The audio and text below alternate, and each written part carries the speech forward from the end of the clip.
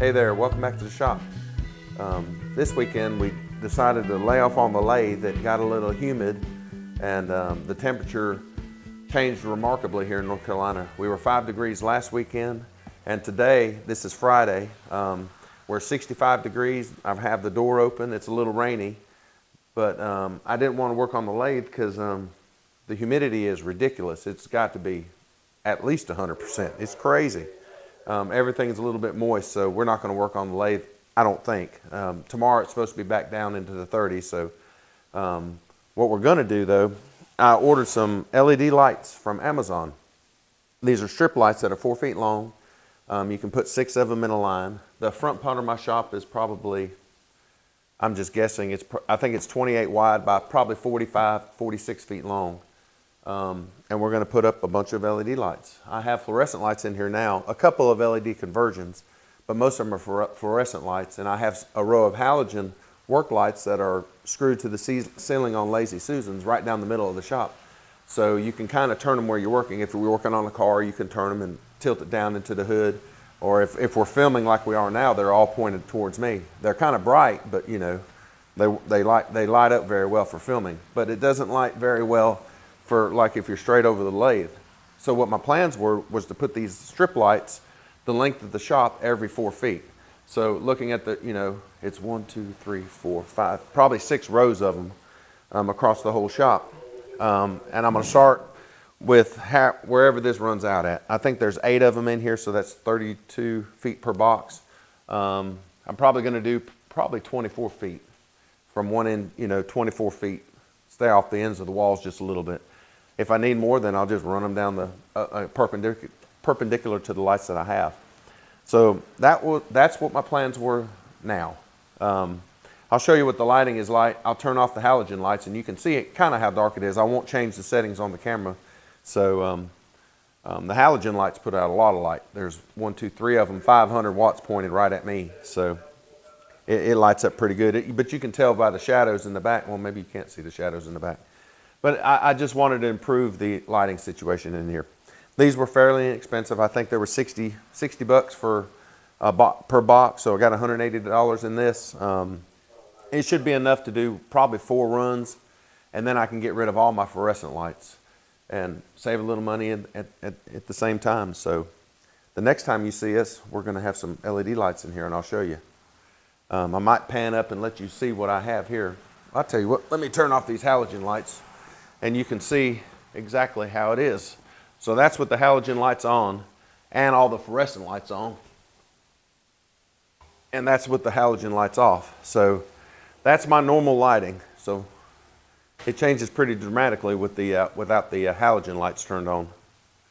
But I mean, it's bright enough to work on. It's just not, you know, the older I get, the more light I want. So once I put those halogen lights on, I use it mainly for filming. They're kind of bright, but it's what I had, and I have plenty of Lazy Susans from where in the old cabinet shop days when we used to build some old-timey Lazy Susans, we used real big, heavy, ball-bearing Lazy Susans. And there's a whole stack of them in the back, and I said, well, what the heck, let me just mount them to the ceiling, and then we can turn these lights any way we need them when we do. There's a strip of outlets that run right down the center of the shop, controlled with a light switch. So, and it's mounted on the ceiling, and I'm just tall enough to reach it. So that's them back on. So I'll leave the camera sitting right there, not going to change a thing, and I'm going to run these lights. And we're going to see how it looks afterwards. I'm hoping, everything I read online, it'll be a big improvement. So we'll keep on doing that. Had a couple comments on the Grizzly Lathe. Oh, Grizzly Lathe. Golly. One of the guys' name is Instagram name. Anyway. He has a 42 model, 14-inch one that he's restoring. I'll get his name and I'll put it in the comments below, or in the comments below, and you can follow him along. And then another gentleman thinking about getting one about the same. He was asking about the weight. So from what we can figure, you know, the forklift that picked it up was a 6,000-pound forklift, almost brand new, and it was teetering pretty good. So he had it out on, you know, I think the rating is like 2 foot, the center of the weight 2 foot out from the post beam. So, you know, he was out towards the end of the forks, or, you know, more so towards the out. So I'm going to guess right at, between 5,000 and 6,000 pounds. So it was very, very heavy. And when we got it here, lucky enough we had one of those trailers that the whole thing lowered to the ground. And my driveway is paved, so no problem rolling it there. We just swept it really good, cleaned the shop really good, put them 3-inch pipe, and we just rolled it in place. Matter of fact, I think my son got on his four-wheeler and we pulled it because the driveway slopes away just a little bit. And it's pavement, so it's not as smooth as concrete. But once it got on the concrete, we were just able to use a lever till we got over here. Just be very, very careful when you move them. I'm almost ashamed to say that we dumped it the first, right when we were about done with it. And it landed on the front side. We were able to get it back up, but just be careful with it. They're heavy. If you just be careful. So let me do that. We're going to start putting the lights up, and I'll bring you back when we got that. All right. Good morning. Back at the shop. I got one row of the lights put in, and I found out my ceiling was a little wavy. You never pay attention to the flatness of your ceiling until you put something that needs to be flat on it. So the ceiling in here is 1/4-inch wafer board or 1/4-inch OSB. And it was put in, it was here when I bought the house, so it was already in place. But the lights don't like that wavy ceiling, and I don't like the way it looks either. So after I got that one row up, I got to thinking about it, and I said, for the little bit of money, I think I'm going to space them every 3 feet. I think it'll be very bright then, and the older I get, the more light I like. So I think that's what I'm going to do. And to combat the waviness of the ceiling, I'm going to make some little standoffs and mount them to where the truss mounts are, and that should get me down below the height of the ceiling. I'm going to cut 2 to begin with, and then run a taut line, or probably use a chop box and just pull the line pretty tight, and then do some measuring where the trusses are at and see if that 3/4 is going to be enough. I don't think the trusses are out of whack. They're usually, they're engineered and they're pretty flat most of the time. So as long as the wafer board doesn't bow down between the trusses that 3/4 of an inch, then I shouldn't have no problem. These lights are very, very, very light. They put out a lot of light though. I'm pretty surprised. It probably has those strip lights that you can buy on a reel now. It's mounted onto a metal extrusion, and it has a plastic diffuser on it. And every pack has these couplers that you hook to it, and you can slide them together. It has just a little metal bracket. It doesn't fit really well. You have to kind of manipulate it a little bit. Well, once you have it manipulated, it snaps in and it holds it. Like I said, they don't weigh anything. I mean, if it weighed 1/4 pound, I'd be surprised. It's not very heavy at all. But I'm going to put them every 3 feet. I believe the shop's probably 28 feet wide. And it just put out more light. So let me turn it on and you can see what I'm talking about. Or maybe you can't. The sunlight's shining through that one window pretty bright, so you might not be able to tell the difference on camera. Turn it on. Oh, there you go. I have it just hooked to a drop cord right now. When I get them all installed, I'll run a row of switched outlets on the ceiling so they'll plug into that, or direct wire them. Haven't figured it out yet. But either way, I like the light. It's bright, 6500K, spaced every 3 feet, ought to be plenty of light in here. The ends, if you could put 7 of them together and get myself, 27 feet, it would almost cover to right where I wanted it to end at. But if I find that it's, those areas are a little dark, then I'll just run a couple of them perpendicular to the end. The garage door is on this end, so, it really doesn't need any light. So the machines are more down on this end and down on this end, and the powder coat oven will end up being in this back corner over here. And then I have a ceiling fan mounted, not a ceiling fan, an attic fan mounted vertically in that wall, acts as a ventilation fan. So in the summertime, you can turn that on and get some air moving through here. Or if you're spraying, which is what we'll end up doing, there'll be a filter wall in front of it, and we just turn it on low, and you'll be able to spray in front of that. And then it goes right into the powder coating oven. So I think it's going to be plenty of light. But we're going to get started. It's a little chilly today. Started out at yesterday it was 65 degrees in shorts weather. Got up this morning and the wind is blowing. It's probably mid-30s. So it's, what do you do? Dress warm, build a fire, get to work. That's all we do. So I'm gonna go to the wood shop, cut a couple of those little blocks first, and see how everything is. Figure out exactly how I want to make these blocks, and we'll make a mess of them. It's probably going to take 100 of them, so we'll make a bunch of them real quick, go in production mode, knock them out, and get these lights mounted up, see how they look. So we'll bring you back. Might take you to the wood shop, let you see a little bit back there. I hate taking that big camera back there, but we might try it. So we'll see you in a little bit. All right, we're out here at the table saw. If you hear that noise in the background, that's the dust collector going. I have a large dust collector mounted outside. There's a 16-inch pipe or 14-inch pipe, one of the two, that runs down the length of the ceiling, and it drops down here into this not so pleasant looking maze of plumbing, but it works. That's getting ready to get changed though. So air duct supply, I forget who it is. Getting ready to order that pipe so I can finish that out. It's been like that for 20 years, and it works, but it's ugly. Time to upgrade it. Let's do some math. How many of these little blocks I'm gonna make? I'm gonna make them 1.5 by 3. They're 24 feet long, so I need 12 plus 1 to start, so that's 13. It's 28 feet wide, so I need 9 every 3 feet, so 9 times 3, 27 carry 2 is 97 pieces. So 97 pieces. So we're gonna make 100, because I'm sure I'm gonna flub up one of them. It's 8 feet long, so we're gonna get 32 out of a piece? Something like that. Yeah, 32 out of a piece. And amazed my math is that good this early in the morning. 32 out of a piece. We're gonna cut 1, 2, 3, 4 pieces. The only reason I'm using MDF is it's what I had left over on a project. So we're gonna cut this up right quick, and then we're gonna relocate over to the chop saw. So probably bust through this right quick and get her done. Anybody knows moving this stuff by yourself is not easy.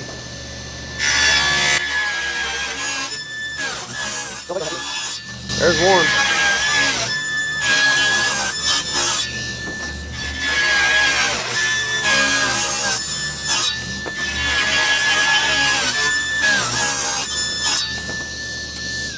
Woo! Forgot how heavy that stuff was. Doesn't help to have a dull blade either. Oh yeah, it's a little dull. So we'll get these strips, move them over to the miter box. I'll reset up the camera and we'll do it again. All righty. So now we're over here at the miter box. My trusty DeWalt that I've had for years. I mean, I bought this one. Well, you can tell it's the old model. And love this thing. I've replaced bushings, bearings, brushes, housings. It's been a good saw. I love this thing. I'd go out and buy another one today if it broke. So what we're gonna do is gonna just get in production mode. Probably just gonna scribe a line on here and just whacking on. So what I normally do is, I'll always start out with a straight cut. So I'm gonna measure me 3 inches. I mean, it's not that critical, so. I started my cut, so I know I'm dead nuts on the line, and I'm gonna make a mark on my table itself. It's the easiest way to replicate something, so I can just all I need to do, slide to it, get my fingers out of the way, and my rule of thumb, or my rule of fingers, I should say. These plastic guards, this one's yellow. There's a red one on the table saw, is that my fingers, when that blade's turning, my fingers don't go where those guards are. So if I keep my fingers out of those guards, there's no way my fingers will be anywhere near that blade. So what I do is, I'm holding here, so I'm, 3 inches away from the blade. Cut me a piece, start stacking. And we're gonna do this. And we're gonna do this. Keep on, 90-something pieces? Oh, but one more tip. Always keep a trash can right underneath your saw. That way when you get to your scrap, if you're like me, you just throw it on the floor. But now I've learned to put it in a 55-gallon drum. All the little piece end scraps that you do, I just drop it into the drum.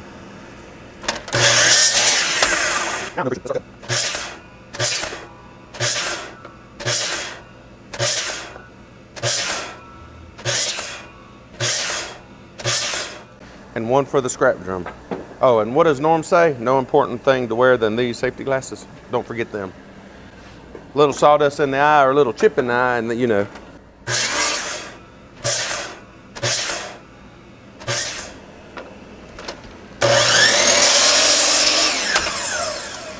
All right, that's the last one. I think that's 24 stacks of 5, so you know, a little more than 100. Anyway, not a big deal. So what I'm going to do is I'm going to pre-drill a hole 3/4 of an inch in from either side. This is MDF. It doesn't like taking screws to begin with, and it definitely doesn't like it when you're on a ladder screwing straight up. So I'm going to go ahead and pre-drill it for the holes. Probably just use, you know, whatever screws I got laying around here that's plentiful. I know I have a box of probably 1 3/4 drywall screws up there, 1.5 inches. Doesn't matter. It's just, you know, going into those trusses. And it's not holding up hardly any weight. If the whole row weighs 2 pounds, it's going to surprise me.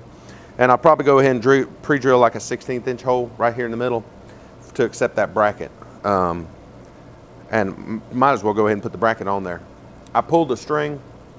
I put 2 blocks on the ceiling, mounted them apart, the 24 foot, and pulled the string across them so it had a gap so I could look in there and see and measure and see how that waviness was. The waviness is in between the trusses, so putting the 3/4 blocks will be plenty. And then I'll go ahead and mount all these up on the ceiling and then just start popping in the lights, and that should make it go a lot quicker. I really didn't like the way the waviness looked, so that's what we're going to do. Let me go. I got a little drill press back here, nothing fancy. I'm going to set it up and pop some holes in these things pretty quick, and well, I'll show you. All right, nothing fancy here. We're just going to bust out a bunch of holes. I have a drill vise set up, of course, in the drill press, and all we're going to do is punch a bunch of holes. I'll just use the end of this block that's in here as a stop. You know, bring it to it every time. We're going to go 3/4 in and 3/4 out, or 3/4 in on both sides. So, you know, these blocks are 3/4, so I'll just mark a line. We cut them 1.5 inches thick, so we'll do that. So now we have an X right there, exactly where the part needs to go. So what I do, where's my wrench? Here's my wrench. Loosen her up, slide it back. It doesn't have to be perfect, but you know, you set up this way, and you know, always set up this way. So there we go. We're good to go. Drill press vise on, and away we go. So let's punch out about, what, 200 holes right quick. No big deal. Got my trusty little plastic tub. So we're going to bust out all these right quick, and then come back and drill those 1/16 inch ones, or at least pre-drill them. So, all right. We've switched over to a little bit smaller bit. I just need to pilot a hole to get the that center chute where the bracket mounts to. So after I got a few of them done, I said, you know what, one screw's going to be plenty to hold that. So we only drilled one side. Let me reset this little vise up again. Where'd my wrench go? So we're reset back up. We're going to drill just a pilot hole for that bracket screw. Like I said, MDF is tough, and those screws that most manufacturers send with their lighting installs and stuff like that aren't the best quality. So we're going to help it. We're going to put a pilot screw. All I did was reset up the vise to the new location. Put the drill bit in. I went ahead and set a depth, so I know what, you know, I don't want to go through it. It doesn't matter, but you know, less motion on my part. Sped the thing up to the most rip'ems I can get out of them. So that's it. So we got our pilot hole drilled. Cheap. This is a cheap, like the tool show guy comes around. I bought this. I've had it 20 years though. So anyway, but we're going to bust out these right quick. So I'm at least going to do the 48 I need right now, and then go ahead and get in there. I'd like to get these lights up sometime today. So, I mean, it didn't take long. It took 10 minutes to do that. It's going to probably take another 10 minutes to do all of them, so might as well bust them all out. So, we'll be back. All right. I went and looked. The screws that came with it are It's not a number one, and it's, I mean, number one that I have is too small. It might be another one. A number two, where's my, oh, here's a bit holder. Number two that came in this set, it fits it. But I think this number one that I have is going to work better. Well, yeah, it fits it pretty good too. Anyway, I think I found it. So, this stuff out of the way. I went ahead and got enough to do one rung of it, so we won't bore you. But these clips right here, what I've been doing, I've been bending them up just a hair to pinch the areas closed. And then, hopefully this starts good. Of course not. Oh yeah. And then just don't bear down, tighten it, and that's it. So now they'll be able to line up. Like I said, I have my chalk line up there, so I'll either pop a line or I might just leave it there. No, I'll probably pop a line. And just put these up. So I'm gonna knock these suckers out. While I'm here, while I'm doing that, I'll be right back. There we go. So I got some longer screws. What I'm going to do is go ahead and start those too. So all I have to do is take it up there and screw them in. Of course, I don't really like these screws, but they'll work. That'd be plenty of holding power. So we'll go ahead and start them suckers in there too, and it just saves a little bit more while we're hanging up in the air on a ladder with a gun upside down. So let me bust these out right quick, and then I'll put these up, and I'll just bring you back when we're done. I think there's enough show and tell for today. All right, so here we are back in the shop. I told you I'd bring you back when I got them installed. It's Sunday, probably about lunchtime. The only light that's coming in through here is through the two windows that are here. Got everything installed, but this is what it looks like without the lights. And this is what it looks like with the lights. Very, very dramatic improvement. That white 6500K light is something else. So there's 4 runs up of 24 foot. I have 4 more runs to do. I went ahead and ordered them, so hopefully by the weekend, next weekend, we'll have all those up. The halogen lights aren't turned on right now, so this is just these lights right here. It's awesome. They're 1 inch wide. They look pretty cool. Not very happy with the mounting system that they have, but you know, half the problem is my wavy ceiling, and the other half is just that little, it's just a cheap metal clip, but I like it. It looks very good. So I got all the conduit run today. Put all the electrical is done for when the 4 other sets come in. So I'm very, very happy. Everything runs on the switch. Looks very good, and I think I went on about my lighting upgrade long enough. So until next time, see ya. Ham Radio Guys 73.